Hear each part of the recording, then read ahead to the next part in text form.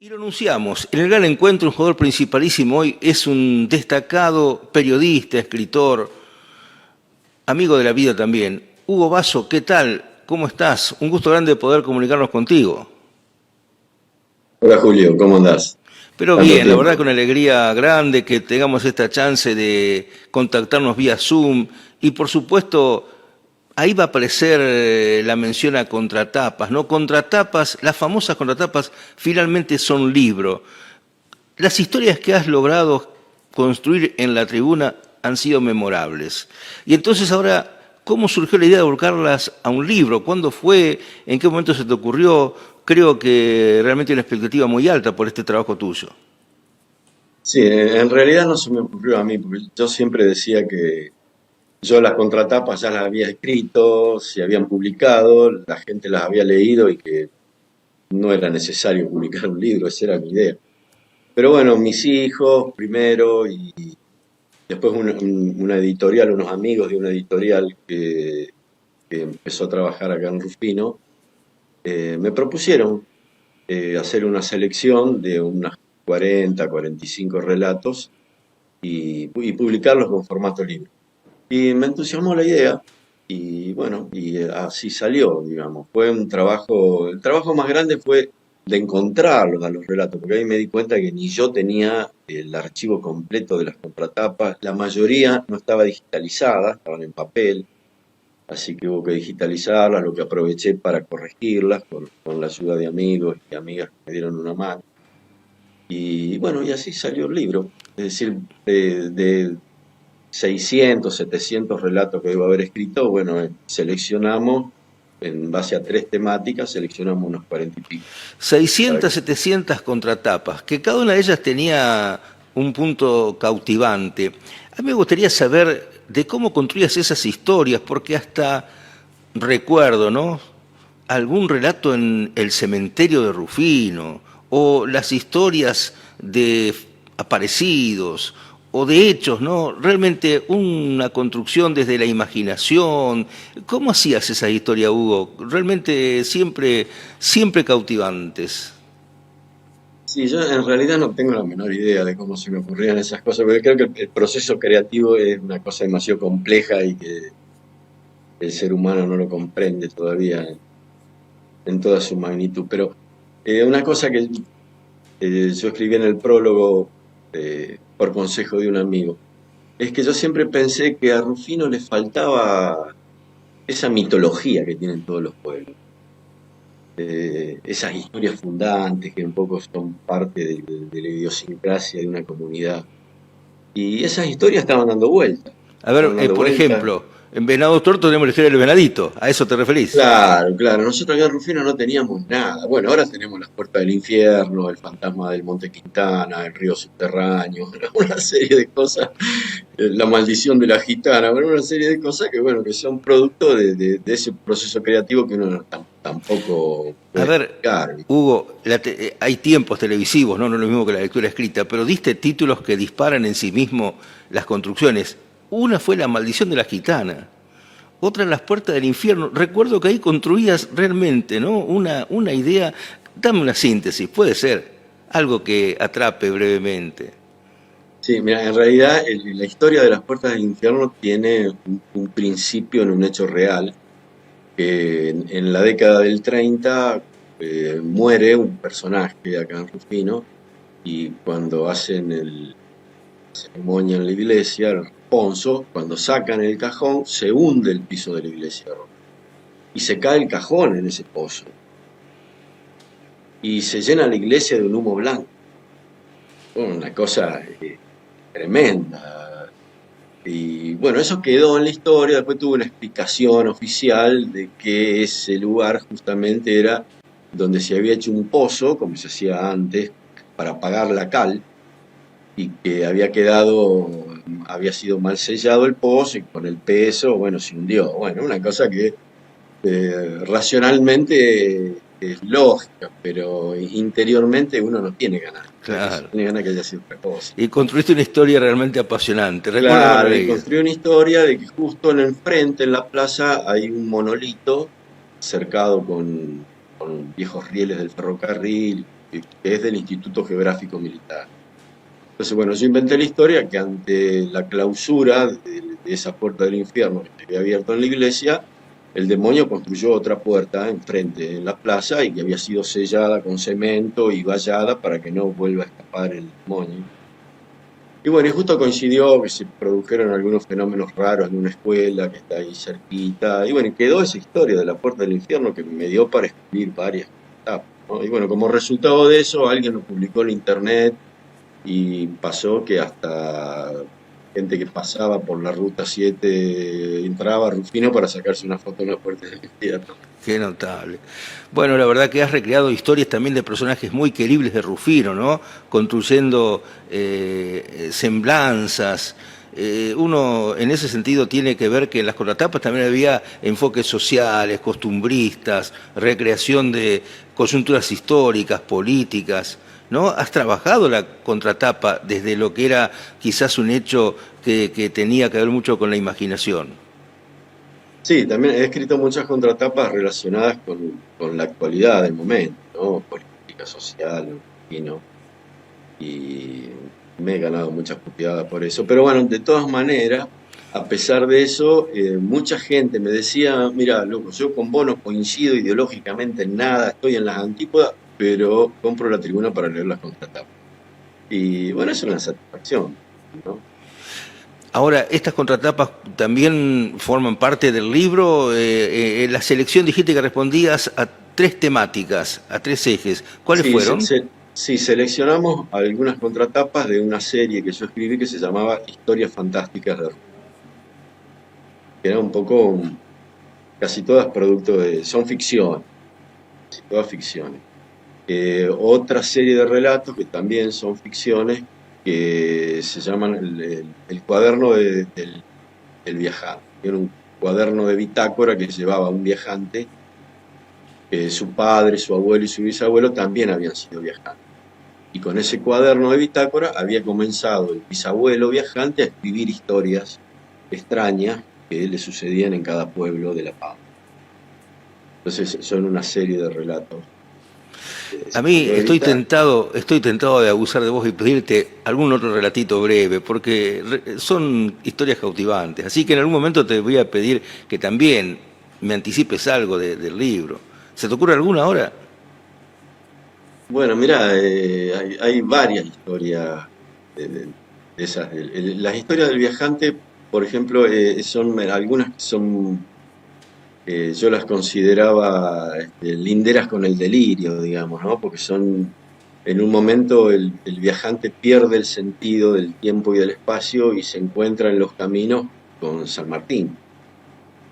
Y lo ayuda a San Martín a escaparse cuando él vuelve y la oligarquía porteña llena Buenos Aires de volantes diciendo volvió el rey José, como acusándolo de monárquico y burlándose de San Martín. Entonces el viajante lo ayuda a San Martín a reembarcarse en la goleta y a volver. Y Claro. después en la sección, la otra sección, que es la de las puertas del infierno, bueno, ahí está esta historia inicial que yo te contaba, eh, del Así porqué que de las puertas del infierno, y algunos relatos de algunos brujos que hubo acá en Rufino, que eran famosos, ¿no? Algunos hacían magia negra, otros magia blanca, y hay algunos relatos relacionados con esos brujos. indagás, encontrás elementos a partir de la búsqueda, te surgen desde la imaginación algún acontecimiento y lo desarrollás con tu creatividad o haces un trabajo de investigación. Mira, es una cosa, es muy interesante lo que pasó, porque a medida que yo escribía las contratapas, había gente que se acercaba y me decía, mira, tengo una historia para contar. Y a veces esas historias daban origen a una contratapa.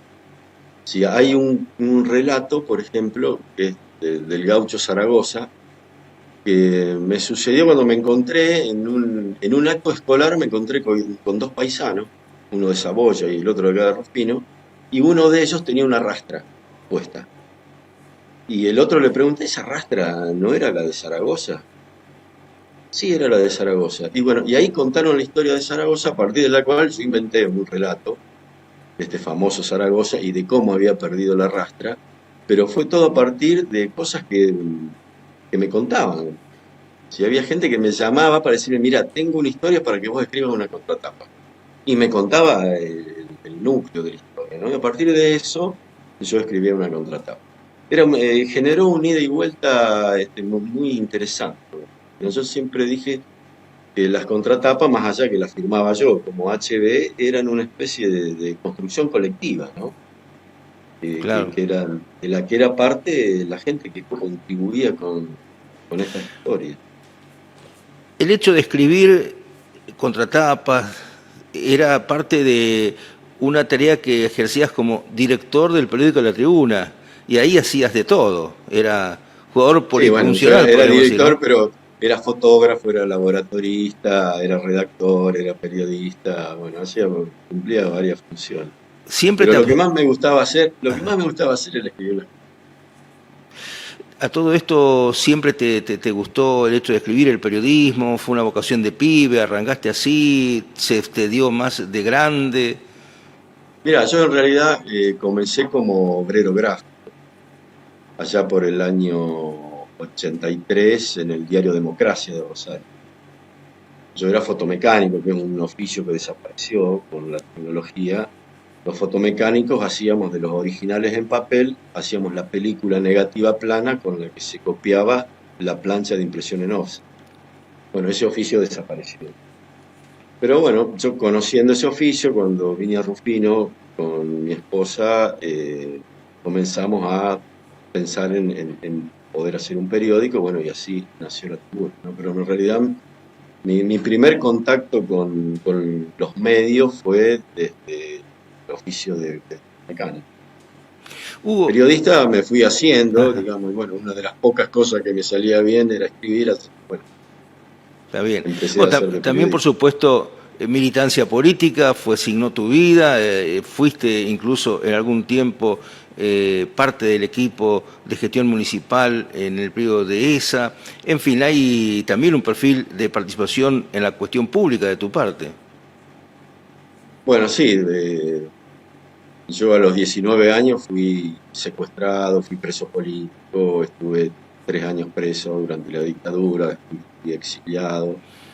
Eh, bueno, nunca dejé la política, siempre de alguna manera uno participa y vos sabés que el periodismo es una cosa que está muy ligada, ¿no? Yo siempre dije que no creo en la objetividad, uno es subjetivo como periodista y ve el mundo desde una posición ideológica. El tema es que la gente sepa qué lado ves vos del mundo, ¿no? En ese Y sentido bueno, has siempre logrado, estuve ligado a la política. bueno, pero desde ese lugar tuyo, con definiciones claras, concretas, como siempre has exhibido, has logrado respeto de la comunidad rufinense. Uno no dice coincidencia, seguramente hay mucha gente que está discrepando contigo, pero eso es valioso, ¿no? Has logrado tener una actitud realmente de seriedad y que la gente finalmente en Rufino creo que te ha dado a vos un respaldo, ¿no? Un afecto grande. ¿Lo sentís así? ¿Lo vivís así? Sí, sí, sin duda. El otro día le decía a una colega que me hacía una nota, que yo soy un agradecido a Rufino porque no hubiera podido hacer lo que hice en otro lado. Yo no hubiera podido escribir las contratapas si me hubiera quedado a vivir en Rosario. Lo que hice lo pude hacer en Rufino nada más y gracias a la gente de Rufino. Yo soy un agradecido a este pueblo. Y por ahí, bueno, mi pequeña contribución a la comunidad ha sido esa, ¿viste? Incluso la de generar esas historias que tienen que ver con la gente que vive en este paisaje, en la llanura, ¿no? Porque yo ¿Cómo, cómo, siempre digo, cómo definís justamente al rufinense, al hombre de la llanura, a este rufino que tiene el título de capitán nacional de la ganadería? ¿Cómo lo podés caracterizar? bueno, yo sostengo que ser rosarino es fácil. Ser rosarino es fácil, porque vos tenés el río, ahí esa inmensa serpiente marrón, y vos te parás enfrente del Paraná y te sentís insignificante, ¿viste? O ser sanjuanino o mendocino, te parás frente a la cordillera y te sentís insignificante, o frente al mar, Mar del Plata, qué sé yo. Pero acá en Rufino, vos te parás y es todo campo, no hay paisaje, es todo llanura, el cielo y la tierra se juntan. Lo único importante es el ser humano. Somos como un cuadro sin marco, ¿me entendés? Entonces, yo creo que vivir en estas pampas, en estos pagos, un poco como que pone en primer plano al ser humano, pone en primer plano al humano. Y hay que bancarse eso, ¿viste? El paisaje en la llanura somos nosotros. Claro. Está buena esa reflexión. Y aparte otro perfil tuyo que también quiero consignarlo tiene que ver con tu rol en el Club Belgrano, tu querido Club Belgrano, ¿no? ¿Estás siempre como presidente de la entidad? Sí, sí, sí, y ahora tenemos el proyecto de entrar en la Liga Benadense. Así que Ah, bueno, agárrense, porque en cualquier momento nos tienen en la Liga Benadense. pero No, viste, el Belgrano siempre tuvimos, desde hace una década prácticamente, un perfil muy social, digamos, ¿no? Con el fútbol, con el merendero, el ropero, la sala de competición, apoyo escolar, bueno, todas esas actividades que tienen más que ver con la contención que con lo deportivo y lo competitivo.